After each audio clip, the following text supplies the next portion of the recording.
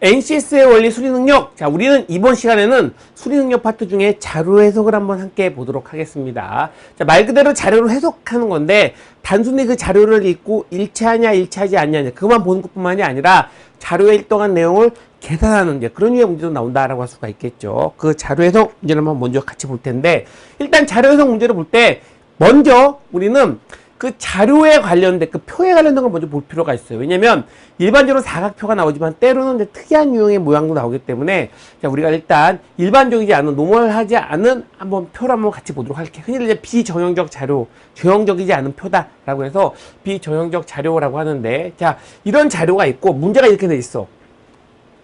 다음은 한 영업소에서 나타낸 문제점들의 연관성을 알아보기 위해 작성한 그래프이다. 각 항목 중에 가장 연관성이 높은 것. 다시 이해를 보고, 각 항목 중에 가장 연관성이 높은 것은, 가장 연관성이 낮은 것은 두 개로 고르시오. 그러면은 일단 먼저 가장 연관성이 높은 항목은 어떤 항목이 될까? 그쵸. 대부분 항목은 이제 이런 형태, 표시하는 소단일 항목이라고 하는데, 그때 이게 가장 연관성이 높을 거 아니야. 왜? 얘는 즉 영업구역이 넓다라는 건 이렇게도 가지만 이렇게도 가죠. 그러니까 얘는 결국 여기 동그라미가 있으면 영업구역이 넓다라고 하는 거는 인원의 여유가 없다랑도 라 관련성이 있고, 또 여기 동그라미가 있으니까 이렇게 되게 되면 직접 주가가 많다. 또 여기도 있으니까 재고관리가 나쁘다. 또 여기도 있으니까 외근 중에 영업사하고 연락이 안 된다. 여기도 있으니까 부하 직원의 발언이 적다까지 무려 5개나 연관성이 있죠. 그러니까 얘가 가장 연관성이 높은 거는 영업구역이 너무 넓다라는 걸 알 수가 있는데, 자, 그렇다면 가장 연관성이 낮은 것, 적은 건 어떻게 될까? 적은 건 바로 창고가 좋다. 창고가 좋다. 창고가 좋다는 여기도 연관성이 하나도 없고 여기도 하나도 없잖아. 얘는 연관성이 제로야, 제로. 그래서 얘가 일단 창고가 좋다, 가장 낮다라는 걸 알 수 있다라는 거죠. 뭘 말하고 싶으냐면, 여러분들이 보는 노멀한 형태의 정형적인 표의 사각형표 이외의 표도 여러분들이 보면 해석할 수가 있어야 된다는 거죠. 왜? 딱 보게 되면 대부분 이 모양이 힌트이거든요. 모양을 통해서 해석할 수 있어야 됩니다. 특히 이 표는 여러분 이제 NCS는 직무적 형태의 능력과 순수 직무에 관련된 연관성 있는 표가 많이 나오잖아요. 근데 이거는 일반적으로 공장, 세상 생산시설에도 참 많이 나오는 기본적 표이거든요. 그러니까 이 정도는 여러분들이 한번 해석해 볼 필요는 있다 정도는 알아두도록 하시고, 자, 일단 정형적인 표를 한번 같이 보도록 넘어가 볼게.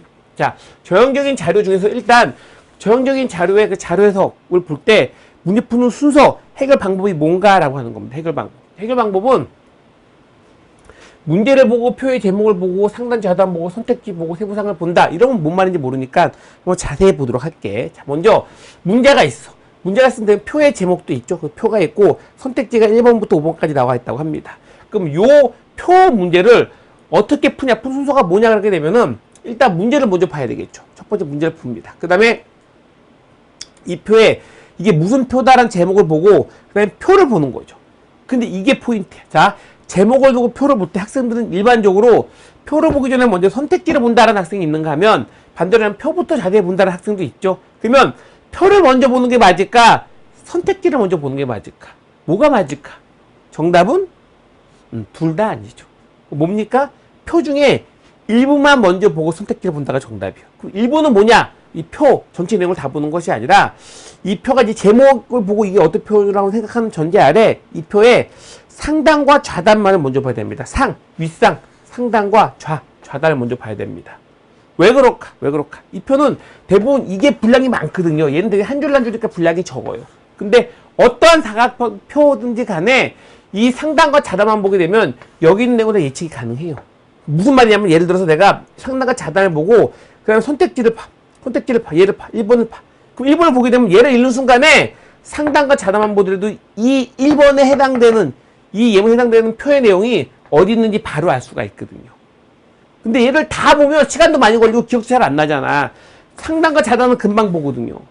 빨리도 보고, 또한 해당되는 내용은 양이 한 줄 한 줄밖에 없기 때문에 기억하기도 좋다라는 거야. 그래서 상단만 좌단만 보고 선택지를 봐서 얘가 어디에 해당되는지를 보고, 맞는지 틀린지를 보고 정답이 아니야. 그럼 두 번째 얘를 또 선택지를 보는 거죠. 봐도 상단 좌단을 봤기 때문에 얘가 어디에 해당되는지 알 수가 있거든요.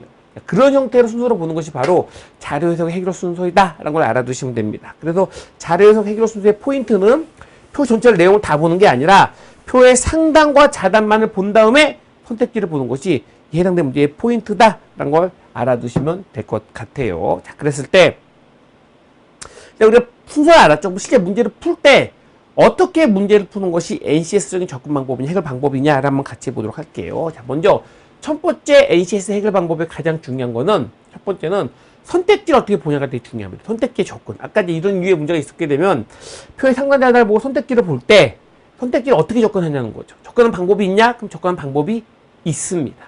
방법의 포인트는 뭐냐 그러면은 선택지 중에 먼저 봐야 될 선택지가 있고 늦게 봐야 될 선택지가 있다라는 거죠. 그러면 어떤 선택지부터 먼저 보냐라고 보게 되면은 선택지는 일단 이런 류의 문제는 일반적으로 선택지 내용을 전부 다 계산하지 않는 비계산 문항이란다고 하게 되면 얘는 난이도가 낮아요. 왜냐면 계산 필요 없이 그대로 선택지를 보고 얘에 해당된 부분이 뭔지 딱 보고 매칭을 해보면 되기 때문에 난이도가 낮은 문제라고 할 수 있다고 하는 거죠. 근데 만약에 얘가 선택지에 계산이 있는 그런 류의 문제라고 해봐. 계산이 있는 문제라고 하게 되면은 그럴 때는 말이죠. 일반적으로 1번, 2번, 3번, 4번, 5번이 모두 다 계산 선택지인 경우는 많지 않습니다. 이 안에 계산 선택지와 비계산 선택지가 대부분 섞여 있어요. 섞여 있습니다. 한 끼는 경우가 많이 있습니다. 그랬을 땐 말이죠. 그랬을 때는 항상 계산 선택지, 이제 계산, 이런 류의 계산 문제 같은 경우에는 계산하는 선택지, 계산하는 예문보다는 비계산 선택지부터 먼저 보는 게 좋아요. 왜? 비계산 선택지는 읽고 계산할 필요 없이 그대로 얘를 본 다음에 매칭해서 맞는지 틀린지 알 수가 딱 알 수 있잖아. 계산을 하지 않아도. 근데 뭘 말하고 싶냐면 계산이 오래 걸리는데 일단 정답이 비계산 선택지면은 계산하지 않고 정답도 알 수가 있거든요. 그러니까 무조건 선택에 관련된 부분은 계산이 섞여 있다고 했을 때는 1번부터 순서로 보는 것이 아니라 이 선택지 중에서 비계산 선택지만 먼저 딱 보고 그 안에 정답이 없었다라고 썼을 때 계산 선택지 보는 것이 포인트이다 하는 걸 여러분들이 알아두시면 됩니다. 일단 첫 번째 이런 것처럼 해당되는 NCS의 접근은 일단 선택지를 뭐부터 보냐 하는 접근부터 시작을 해서 자, 두 번째 접근은 뭐냐 그러면 두 번째 접근은 사칙연산의 계산을 한번 함께 보도록 할게요. 자, 일단 계산 문제일 때는 자료 해석은 뭐 이상한 계산법이 나오는 것이 아니라 아니 수학적으로 아주 어려운 게 나오는 거 아니라 항상 나오는 거는 사칙연산밖에 없겠죠. 사칙연산. 그래서 사칙연산의 가장 기본적인 계산 방법이라고 할 수가 있는데 예를 들어 이런 문제가 있다고 해봐. 2010년 대중국의 흑자 규모가 뭔가. 얘는 이 표 안에 사실 문제가 하나가 있는 게 아니라 두세 개 있었던 문제지만 요거만 한번 같이 볼게요. 2010년 대중국의 흑자 규모가 뭔지를 물어보고 있습니다. 2010년 대중국의 흑자 규모. 그럼 이 문제는 중국이니까 중국. 나라 중에 중국만 보면 되고 그죠? 그 다음에 2010년이니까 이것도 2010년 얘만 보면 될 것 같아. 그럼 결국에는 요거랑 요 값만 보면 되는 요거랑 요 값만 보면 되는데 그런 문제일 거 아니야. 자, 그래서 이건 흑자 규모를 물어보니까 당연히 수출해서 수입을 빼면 될 것 같아요. 자, 그런데 그 경우에는 사칙연산이라고 했잖아. 그 계산이 다른 게 아니라 항상 사칙연산이 나오기 때문에 이런 자료를 볼 때는 그 사칙연산을 무조건 하겠다 그런 게 아니라 우리가 지난 시간에 배웠죠. 먼저 뭐부터 생각해 봐야 되겠습니까? 항상 계산이니까 그쵸. 선택지의 끝에 자리부터 먼저 봐둬야 되겠죠. 봤더니 끝에 자리가 쓰기는 4고 얘도 다 똑같은 게 있어. 그럼 하나 앞자리까지 봐야 되니까 앞자리 보게 되면 44, 14, 31, 13, 24 다 다르죠? 아, 그럼 끝에 두 개 자리만 보면 되겠다는 걸 알 수가 있고 끝에 두 개 자리를 봤더니 4.5에서 3.1 있죠. 그 두 개 빼면 1.4일 거 아니야. 1.4 몇 밖에 없어? 2번밖에 없죠. 정답이 2번이란 걸 알 수가 있다라는 겁니다. 그런 것처럼 항상 자료 해석은 계산이 사칙연산만 나오니까 선택지 끝자리부터 먼저 보고 푸는 것이 중요한 마인드다라는 거 잊지 않으셔야 돼. 여기에서 하나 뭐냐? 문제가 자료 해석 관련된 형태의 문제이거나 방정식 형태의 문제이거나 사실은 같아요. 자, 무슨 말이냐면 옛날에는 자료 해석이 잘 안 나오고 방정식이 많이 나왔거든요. 근데 요즘 방정식 문제가 줄고 자료 해석이 대폭 늘어났어요. 왜 그러냐?